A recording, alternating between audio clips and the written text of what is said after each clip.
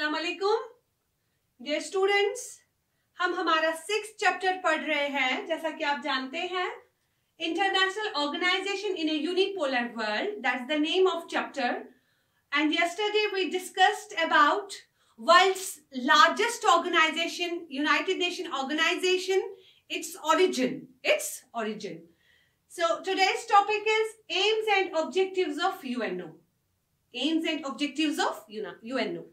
United Nation organisation जो है उसके एम्स और ऑब्जेक्टिव्स क्या है, किस लिए ये ऑर्गेनाइजेशन वजूद में लाई गई। पहले ही मैंने कहा था, अटलांटिक चार्टर जब पास किया गया, प्राइम मिनिस्टर चर्चिल रूसवेल्ट जो मेन उसके स्टालवार्ट्स रहे हैं, उनका मकसद ही था कि एबॉलिशन ऑफ पॉवर्टी। उनका मकसद ही था कि हमें दुनिया में बहुत सारी जितनी भी प्रॉब्लम्स हैं, we should eradicate all the problems like poverty, diseases. इस तरह से we should give people freedom from fear. Under this organization, these were the goals, these were the objectives of this organization.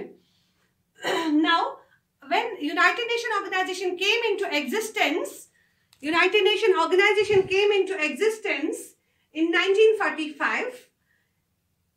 They signed a charter comprising of 114 articles and comprising of 10,000 words. The objectives of this organization are, number one, to save succeeding generations for the scourge of war. सबसे बड़ी बात कि दुनिया को हमें बचाना है। किससे बचाना है? कमिंग जनरेशंस जो भी आ रही है उनको हमें तबाही से, जंग से बचाना है।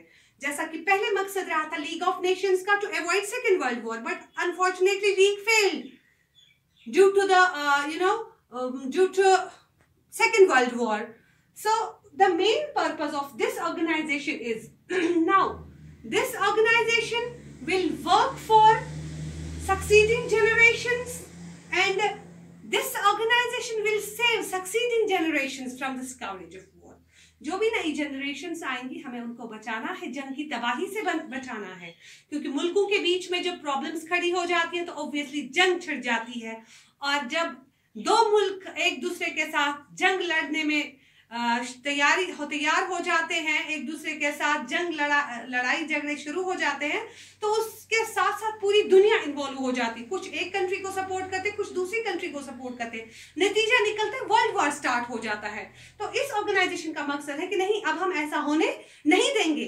रिसेंटली आपने देखा इंडिया पाकिस्तान के बीच में कितनी ज्यादा क्राइसिस, और लग रहा था कि शायद थर्ड वर्ल्ड वॉर हो जाएगा, बट फॉर्चुनेटली इस तरह से मामले को सुलझाया गया कि जंग आने की नौबत ना ही रही। Second one is to establish justice and respect for international obligations. Establish justice, पूरी दुनिया में हमें जस्टिस कायम करना है, पूरी दुनिया में इंसाफ कायम करना है, and respect for international obligations. और जितनी भी इंटरनेशनल ऑब्लिगेशंस है, हमारी जिम्मेदारियां हैं, उनको रेस्पेक्ट करना है। जैसे पूरी यहाँ पे पूरे वर्ल्ड की जिम्मेदारी है, हर स्टेट की जिम्मेदारी है कि उनको यूनाइटेड नेशन ऑर्गेनाइजेशन के प्रिंसिपल्स जो है उनको फॉलो करना है। इनके एम्स एंड ऑब्जेक्टिव्स को मद्देनजर रखते हुए इनके प्रिंसिपल्स को फॉलो करना है। या जितनी भी ट्रीटीज आप एक दूसरे के साथ करती है उनको रेस्पेक्ट देना है। सो इस तरह से जितनी भी इंटरनेशनल ऑब्लिगेशंस हमारी हैं तो हमें उनको रेस्पेक्ट करना है। These guidelines are for states. These guidelines are for states to promote social progress and better standard of living. To promote social progress. इस ऑर्गेनाइजेशन का मकसद ही यही है कि दुनिया में हर कोई मुल्क जो है वो समाजी तौर पे तरक्की कर ले, and better standard of living, और हर किसी कंट्री के लोगों का लिविंग स्टैंडर्ड रेज हो जाए। आपको हम बता देंगे कि यूनाइटेड नेशन ऑर्गेनाइजेशन, आगे आप पढ़ेंगे, हम इसमें पढ़ना है प्रिंसिपल्स, और इसमें पढ़ना है बहुत सारी एजेंसीज जो हैं, बहुत सारी एजेंसीज काम करती है यूनाइटेड नेशन ऑर्गेनाइजेशन के तहत। जब हम आईएलओ की बात करेंगे, इंटरनेशनल लेबर ऑर्गेनाइजेशन है, वर्ल्ड हेल्थ ऑर्गेनाइजेशन है, लोगों की हेल्थ के लिए काम कर रही है, आईएलओ है, लेबर्स के लिए काम कर रही है, यूनिसेफ है, यूनेस्को है, चिल्ड्रंस इमरजेंसी फंड है। मतलब हर एक लेवल पे चाहे आप गर्भवती महिला की बात करें, बच्चों के न्यूट्रिशन की बात करें, चाहे आप मजदूरों की बात करें, चाहे आप किसी भी शख्स की बात करें, इस ऑर्गेनाइजेशन का काम ही है कि लोगों का लिविंग स्टैंडर्ड रेज हो जाए, स्पेशली उन कंट्रीज का जो कि डेवलपिंग कंट्रीज है या जिनको कि थर्ड वर्ल्ड कंट्रीज कहा जाता है। To reaffirm faith in the fundamental human rights, दूसरा एक ऑब्जेक्टिव इसका है, to reaffirm faith in the fundamental human rights. आपको हम एक बात बता दें, it was 10th December 1948 when Human Rights Declaration was passed by United Nations Organization। अलग से एक चैप्टर इन्होंने पास किया है ह्यूमन राइट्स डिक्लेरेशन। दुनिया में जितने भी लोग हैं हमें उनको उनके हुकूक दिलाने हैं। हर एक स्टेट की पहले तो जिम्मेदारी है कि लोगों को वो राइट्स दे दे, उसके बाद इंटरनेशनल ऑर्गेनाइजेशन यूएनओ इसके लिए काम करेगी कि जहां कहीं पे भी लोगों के हुकूक के साथ इस्तेहसाल हो रहा है, एक्सप्लॉइटेशन हो रही है, तो यूनाइटेड नेशन ऑर्गेनाइजेशन उनको गाइड करेगी कि नहीं, कि आपको अपने लोगों को राइट्स देने चाहिए, you should not violate their rights. और अभी आप देख भी रहे हैं कहीं पे भी जब भी कहीं प्रॉब्लम्स होती है ह्यूमन राइट्स वायलेशन से रिलेटेड, चाहे हम सीरिया की बात करें, चाहे कश्मीर की बात करें, चाहे कोई भी स्टेट की बात करें, तो इंटरनेशनल ऑर्गेनाइजेशन में एक आवाज उठती है कि फलानी स्टेट में ह्यूमन राइट्स वायलेशन हो रही है, फलानी लोगों के साथ ज्यादती हो रही है। इट मीन्स कि this organization is working for human rights violation. So इसके बाद है to maintain international peace and security. Main purpose, main objective of United Nations Organization is to maintain peace and security to the whole world. इसीलिए तो ये organisation वजूद में लाई गई। इस ऑर्गेनाइजेशन का मकसद ही यही था और यही है भी कि दुनिया में अमन व अमान कायम रहे, दुनिया में हर किसी को सिक्योरिटी मिले। सिक्योरिटी किस चीज की? Freedom from fear, freedom from threats. हर मुल्क को, हर शख्स को थ्रेट से, फियर से आजादी मिले। So to maintain international peace and security, this is the main objective of United Nation Organization. जहां कहीं पे भी डिस्प्यूट्स हैं, try to solve them through negotiation, through bilateral talks. States should try to solve disputes.